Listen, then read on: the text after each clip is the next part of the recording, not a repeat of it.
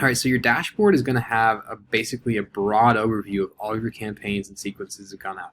It'll show you your stats, your response rate, who's responded, the number of messages that have sent out, and how many prospects. You can view that by day, by week, and month, and this will be updated daily for you. All right. There's a couple ways to create new campaigns. You can go to campaigns over here on the left-hand side and click create campaign, or you always have the add new campaign on the top. Okay, so let's add a new campaign. A campaign is essentially the overarching of your communication. So let's say this is a first-time homebuyer, right? We're going to name our campaign first-time homebuyer, and it automatically creates that campaign for you. All right. But the most important part here now is that we can start creating the sequences, the communication sequences, the voicemails, the texts, the emails that go out with that campaign. Okay, so from here, campaign sequence, start from scratch. We're going to head and create that. So we're going to name this sequence name. Now we can name it as the same as the campaign, or if it's more granular than that, I can certainly do that. But for the sake of just this simple demo, we're going to do first time homebuyer. The reply to address. This is going to be your email address. Okay, so email address that typically you used either for the account or where you want majority of your emails being sent to, that's the email that you want to use here. The number, which is your personal number that you use, your personal mobile number. So you want to write down your personal mobile number. You don't have to put the 1 here. I do just because I'm just used to it. But make sure you put an area code. Your dynamic tag, this is just your name. Okay, just put your name in here. And then you want to turn on dynamic attribution. Basically, that means that I want my name to be used in communication. Yes, absolutely. And I forgot that this is Mike Testy, so I'm going to put Mike Testy here, not Jason Perkins. Forward text response, that just means when a prospect responds to one of your sequences, you'll get a notification on iMessage or Android saying that prospect so-and-so responded to your text, and you can continue that conversation or call them or text them back from your personal phone number as well. Stop sequence when prospects responds. Simple yes or no. If you want to keep the response going, you certainly can do that. We recommend, especially for lead prospects, you want to cut it off just so it looks a little bit more authentic and human in that. So I say yes, and then you cut off time. So what time do you want your communication to send? What time do you want it to stop?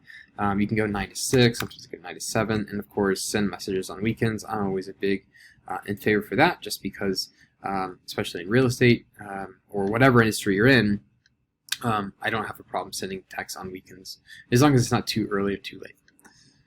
Okay, so we have our sequence setting ready to go. Now the next thing to do is just build out this campaign. This is kind of the fun part, guys. This is where creativity really comes to life with Bonzo, and I love just what people are coming up with. So basically you have your days over here and you have your events, okay? So we're going to start out with a day 1 event. All right, and from day 1, we're going to click on day 1. We're going to add either an email, voice, or text, or voicemail. So let's say I want to start out with a voicemail, right? Basically, right now I have the ability to record directly into my computer a voicemail that's going to be used as that first drop in the sequence. So this is for a first-time home buyer. I'm going to record my audio now. Hey, thanks for checking out our programs for first-time home buyers. I'd love to schedule time with you to go over all of those awesome programs we have available. I'm going to send you a text here in a couple minutes just to try to line up a time, and can't wait to speak with you. Have a great day. All right, so that would be my first voicemail that goes out into a prospect that enters into my first-time homebuyer campaign. You can name it. I recommend naming it because sometimes you can obviously recycle a lot of the voicemails that you use. So this would be first-time homebuyer voicemail day 1, and then save that event. Okay, so I've got my voicemail. It's ready to rock. Let's say I want to add, so I actually said in the voicemail I want to add a text afterwards. So I'm just going to add a text right here. And then again, customize this however you like. Prospect first name, you can have merge tags up here. I just left you a voicemail. If I can type.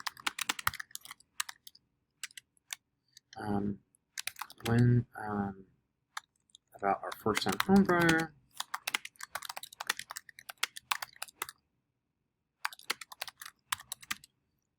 When is a good time to chat? And I can delay this, right? Obviously, I don't want it to go at the same time the voicemail goes. I want to go maybe like 3 or 4 minutes after the voicemail is dropped. And then, of course, I can add an image if I want to, an image of yourself or your logo or your business, whatever you'd like to. Certainly name this event. So this would be SMS or text or whatever, day 1, right? And then maybe you could do like first-time home buyer, just so you remember it. All right. And again, for your texting, just make it authentic. Like, how would you text your friend? It doesn't have to be like spacing and signatures. Like, just how would you text your friend? That's all you have to worry about.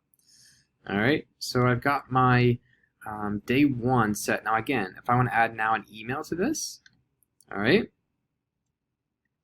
So this would be again, you're just going to write out your email. I like to say emails are a little bit more in depth than they typically are with voicemails or obviously text, especially first-time homebuyers. We have so many programs available. Here's a link to view some of the programs we have. I've sent you a voicemail and a text. I'd love to speak with you. Please let me know when the best time to speak with you is. So you could literally write that all out.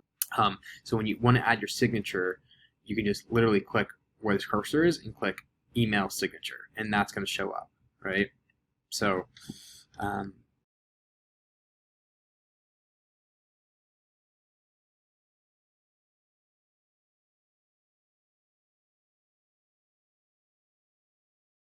yada, yada, yada. You get the picture, right? Again, name your event at the top. Email, first-time homebuyer, day 1.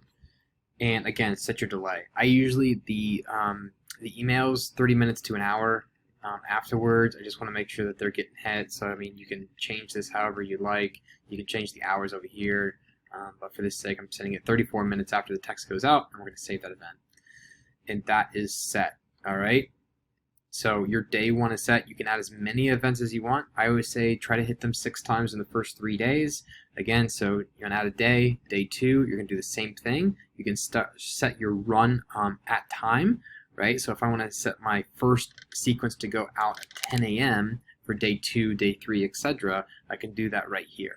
Now again, if I want to add, maybe I want to skip day 3 and I want to run it on day 4, it's super easy to update. Run on day 4, again, set your run time, day 1, day 2, day 4, right? And again, you can build this out as much as you want, up to 365 days.